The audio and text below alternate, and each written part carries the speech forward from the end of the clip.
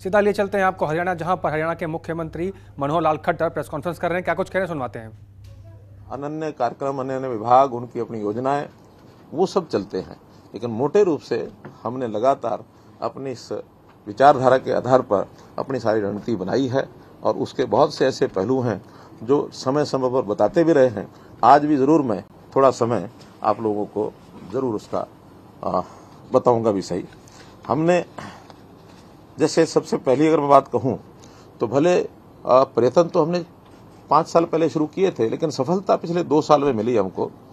वो है परिवार पहचान पत्र कि पूरे हरियाणा की आबादी का परिवार के हिसाब से उनके हर सदस्य का एक डाटा कैसे हम रख सके ताकि हर किसी का कल्याण करने के लिए सरकारी योजनाएं बनाई जा सके। चाहे वो छोटे बच्चे 0 से 5 साल के हैं, चाहे 5 से 18 स्कूल गोइंग चिल्ड्रन हैं, चाहे 18 से 25 हायर एजुकेशन का लेवल है, चाहे 25 से 60 उनको एम्प्लॉयमेंट के नाते से उनकी अपनी आजीविका परिवार चलाने के नाते से है, और चाहे 60 साल के बाद आयु के लोग हैं जिनको अपनी एक सोशल सिक्योरिटी चाहिए, वो भी हमने अलग से उसके ऊपर ध्यान दिया है। और ये 5 वर्ग जैसे मैंने बताया आयु के हिसाब से बांट करके हमने अलग अलग विभागों के जिम्मे काम लगा रखे हैं कि भाई आप इस एक आयु वर्ग की पूरी देखरेख करेंगे। अब वो चीजें सारी स्कीमें उसी हिसाब से बांटी जा रही हैं।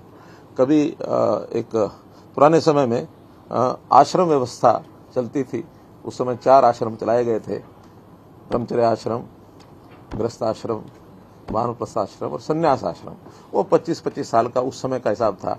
आज हमने आज के आवश्यकता के हिसाब से आज के तरीकों से इसको 5 हिस्सों में बांट दिया है और उसी में हर विभाग का काम WCD 0 से 5 साल, 5 से 18 स्कूल एजुकेशन, 18 से 25 हायर एजुकेशन, 25 से 60 एम्प्लॉयमेंट के बाद 60 के ऊपर सोशल जस्टिस डिपार्टमेंट। तो एक प्रकार के सारे काम उनके माध्यम से किए जाएंगे। कोई भी व्यक्ति समाज का ऐसा न बचे जिसको कोई तकलीफ है और उसकी हमारी योजना नहीं बनी उसका तकलीफ को दूर करने के लिए। तो यथासंभव हर नागरिक की चिंता करना, ये हम इस परिवार पहचान पत्र का जो एक हिसाब किताब है इसके माध्यम से करेंगे। काफी शुरू हो गया है, काफी आगे बढ़ेंगे। पहला उसमें कार्यक्रम तो बहुत लिए हैं, लेकिन जिसका उल्लेख करूंगा वो है अंत्योदय के नाते से मुख्यमंत्री अंत्योदय परिवार उत्थान योजना।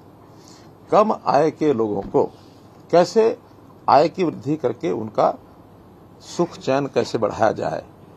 तुमने टारगेट रखा कि 1 लाख से नीचे पर एनम पर फैमिली जिनकी इनकम है उनको पहले सिलेक्ट किया है, और ये लगभग 7 लाख के आसपास परिवार हरियाणा में हैं जिनकी 1 लाख रुपए से भी कम आय, अर्थात महीने की केवल 8,000, उनको कैसे 15,000 तक निकल जाए, ये योजना हमारी शुरू हुई है। इसमें हमने जगह जगह पर अंत्योदय मेले लगाए हैं, आधे लग चुके हैं, आधे भी बाकी हैं। कोविड के कारण से थोड़ा स्लो हुआ ये मामला, लेकिन आगे बढ़ रहे हैं। बैंकों से सहयोग किया है, स्किल डिपार्टमेंट के माध्यम से उसको सहयोग किया है, प्राइवेट इंडस्ट्री से भी हमने सहयोग मांगा है। लगभग 30,000 लोगों को बैंक के ऋण पिछले 6 महीने में ही हमने दिलवाए हैं अपने पैरों पर खड़ा होने के लिए। कोई छोटा उद्योग है, छोटा कोई अपनी दुकान है, अपना कोई ऐसा काम है जिसमें से उनको आय बढ़ जाए और एक बहुत नीचे लेवल के लोगों को एक संतुष्टि है, इस नाते से ये काम हमने इसमें किया है। अगर मैं इसके आगे बढ़ता हूँ, एक एक वर्ग के नाते, किसानों के नाते बहुत काम किए हैं, लेकिन बहुत महत्वपूर्ण जिसका मैं उल्लेख करूंगा, मैं 7-8 काम ऐसे उल्लेख करूंगा जिसको हम ये भी कह सकते हैं कि 8 साल में 8 कमाल जैसे कह सकते हैं ना, इस प्रकार के काम बहुत है। कई बार हमारे DPR साहब ये कहते हैं कि जब कभी कोई रिपोर्ट तैयार करनी होती तो मुझे समझ नहीं आता क्या छोड़ूं क्या निकालूं। सैकड़ों की संख्या में इनके सामने, क्योंकि सारा रिकॉर्ड इनके पास रहता है, फिर भी कोशिश करके हमने कहा कि प्रमुख 8, उसके बाद कुछ और उल्लेख करेंगे।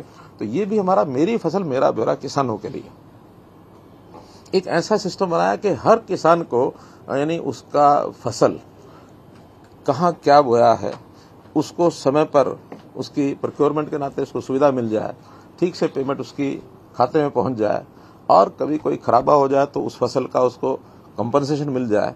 तो एक ऑनलाइन सिस्टम हर किसान को ही पता लग जाता है, सरकार को भी पता लग जाता है, मंडियों को भी पता लग जाता है कि हमने व्यवस्थाएं क्या करनी है।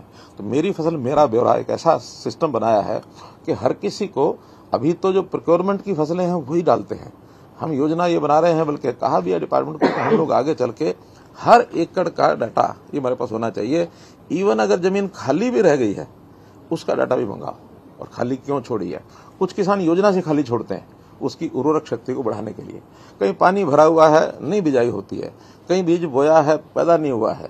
तो ऐसे कई जो बातें रहती है, तो हर एक एकड़ का हमारे पास हमने किया है। वैसे तो ये सारे कार्यक्रम जो है ना आईटी के ऊपर आधारित हैं। हमने इन सारे सिस्टम में आईटी का उपयोग इसको बड़ी मात्रा में बढ़ाया है। यानी कभी समय था आईटी लोगों के लिए बहुत बड़ी ऐसी चीज थी कि एक लोगों को आश्चर्य लगता था कि ये भी सिस्टम है, ऐसा भी बन सकता है।